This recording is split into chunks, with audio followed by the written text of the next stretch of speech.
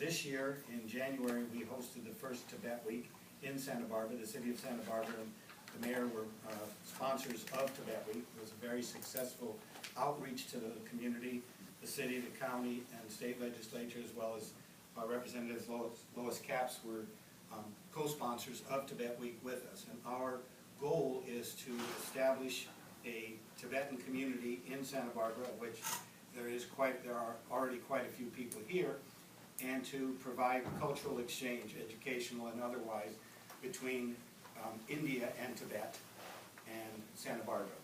So our goal here is to continue to outreach to the community, do educational exchanges and other cultural kinds of things.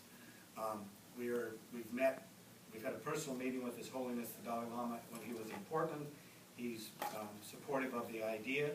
Last week, several of our members met with the Prime Minister of the Tibetan government in exile. He's also supportive of the idea. So we're here to find out. Thank you, Linda, for the guidelines. I think now we've got something to start with.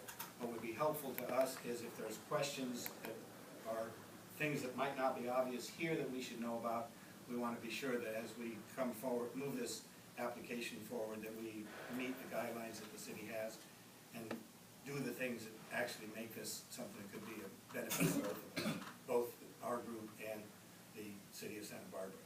So I really don't have much more to say other than we're here, we're excited, we're interested in making an association with the city, and if there's any questions, I'm happy to answer. Any questions? I have.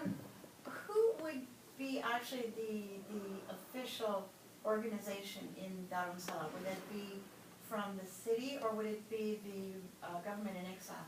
Well, that's a really good question, and I think it will depend upon a couple of things. Tibet is, as most of you know, a unique situation in that Tibet, as far as the Chinese government is concerned, doesn't exist any longer. So rather than do a sister city in Tibet, which would create some logistical and communication and security issues and so on, it will be a city in India. We have several cities in mind and possibilities. Now that we have the guidelines here, we'll be able to have a better idea of which city to focus on. But my guess is that if there needs to be a governmental representative, it will be, I would assume, Thepo, the Prime Minister's office? Sure. So Yes. it's the Prime Minister of the Tibetan government in exile, which is physically located in Dharamsala.